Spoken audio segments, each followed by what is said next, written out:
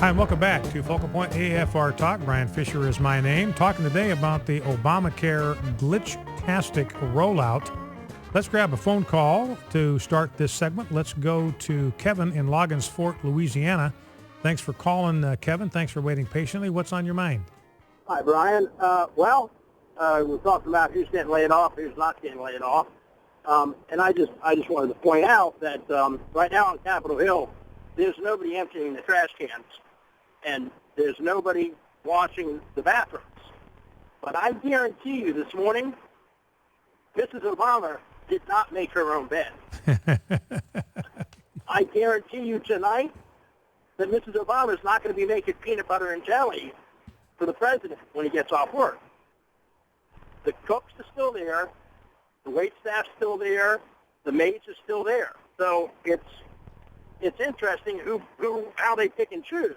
I also called my representative, actually I'm from Indiana, and I called Mr. Coates, and his office was active, and his pages were there, and they were answering the phones because they felt that it was important that they stay in touch with the American people.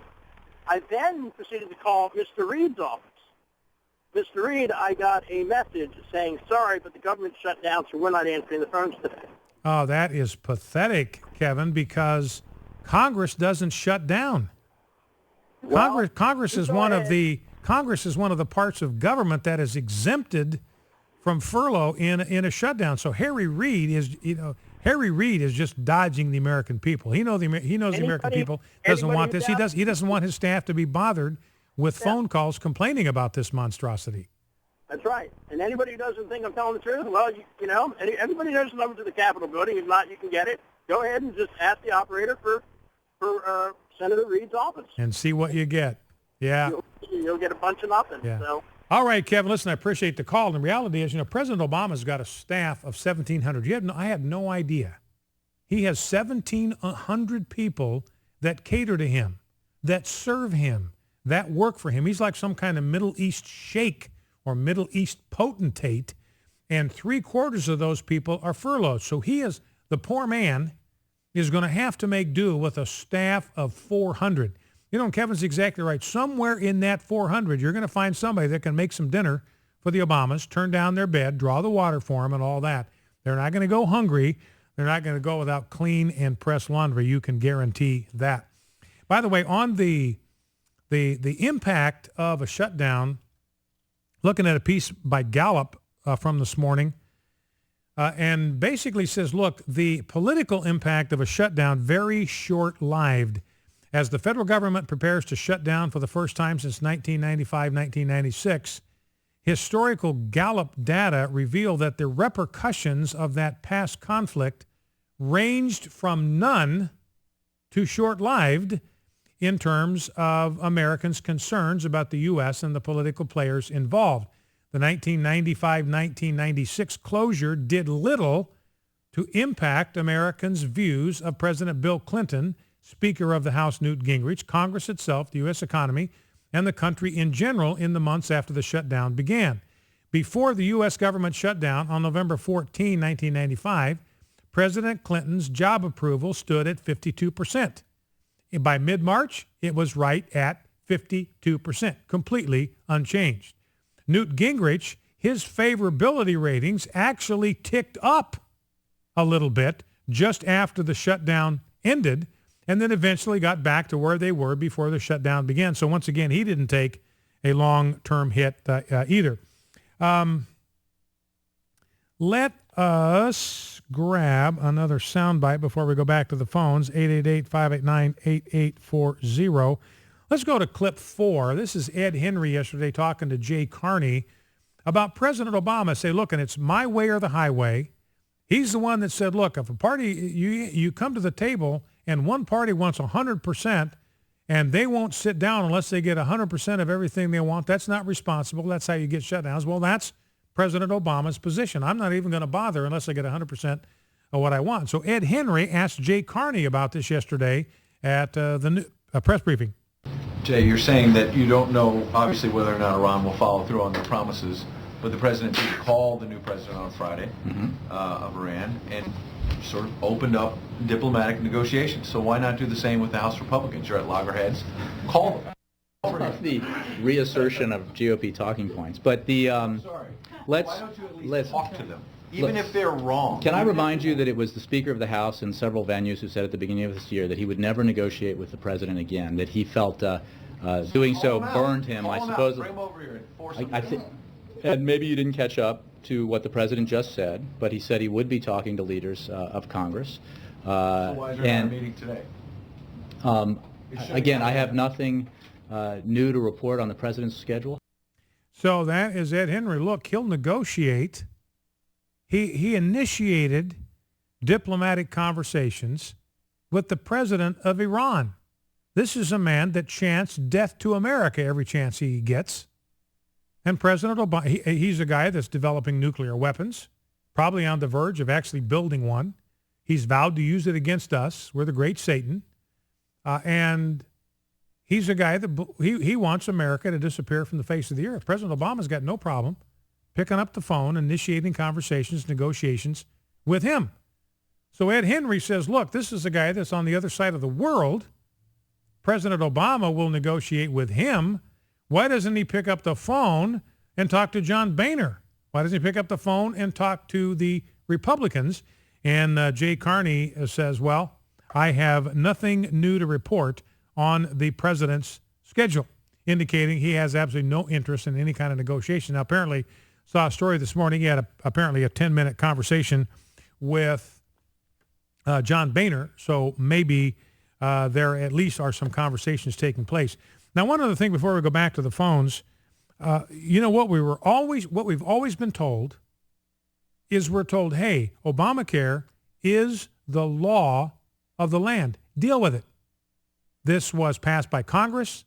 It was signed by the president. This president was reelected. The Supreme Court has vetted this thing. You need to stop fighting this thing and just deal with it because it is the law of the land. Can't be tampered with. Now, one of the bills that the House sent over would repeal the device on medical equipment, on medical device manufacturers. And this is a killer. It's a 2.3% tax on their gross income.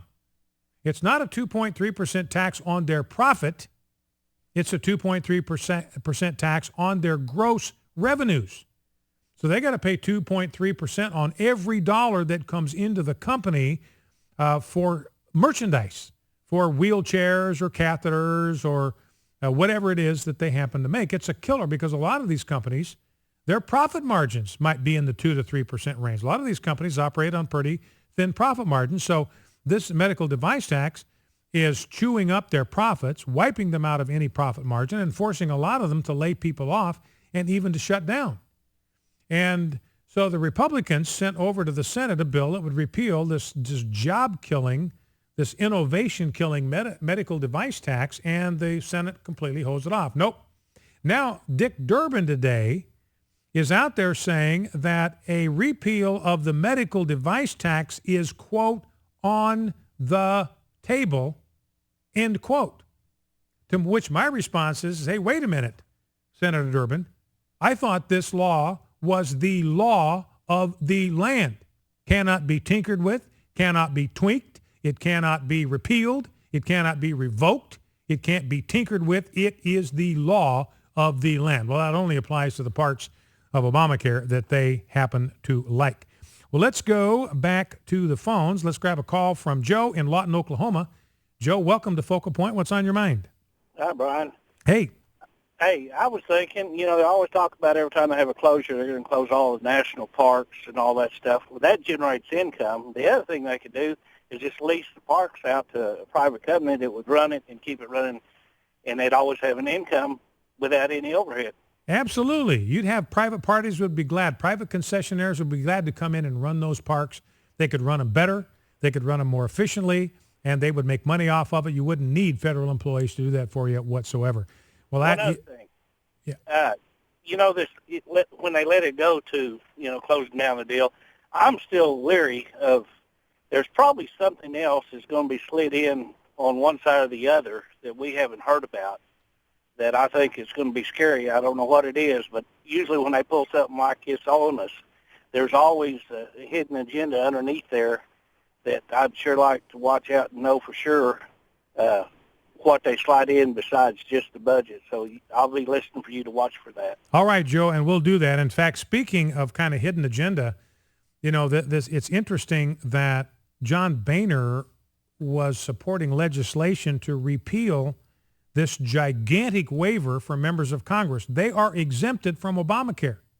Ladies and gentlemen, do not miss this. They get a 75% subsidy. They're not even eligible for that on the exchanges. Their income is too high for them to qualify for subsidies, but they're going to get 75%. That's a waiver that you and I don't get. And this wasn't done. It didn't go through Congress. And it turns out, according to Politico, that the one that was behind that was John Boehner. That John Boehner himself was part of the team that met behind the scenes over the course of the summer to get this provision for members of the congressional staff by bureaucratic fiat. Got busted by Politico for doing this. Now he turns around and he's trying to pretend that he's a champion of fair play and we got to have the same rules for everybody and we got to get rid of this special break for members of Congress. It's there because he was the one that pushed for it, did it underneath the radar, did it under the covers where nobody could see him. Now it's been brought to light. Now, speaking of things that are shut down with this, the government shutdown, here's just a terrible, terrible thing. I was deeply distressed to read this morning that members of Congress are going to be forced to push their own elevator buttons during the shutdown. Just breaks my heart. Now, also, the Panda Cam at the National Zoo, that's been turned off. That's a human tragedy. So the Panda Cam has been shut down, but we discovered that the NSA, they're going to go full steam ahead. They're still going to be spying on you, listening in on your phone calls, tracking your email, tracking your whereabouts from your cell phone. So the NSA in full mode. The Panda Cam, however, has been shut down. Here are the other. See how many of these you think we need. These are the departments, some of the departments of the federal government that have been shut down. The Broadcasting Board of Governors. Listen to this. The Citizens Stamp Advisory Committee. They're not meeting right now. The Foreign Agricultural Service. The Joint Board for the Enrollment of Actuaries. They've been shut down. The Marine Mammal Commission. The Railroad Retirement Board. The U.S. Board on Geographic Names. What will we do without them? Focal Point, AFR Talk.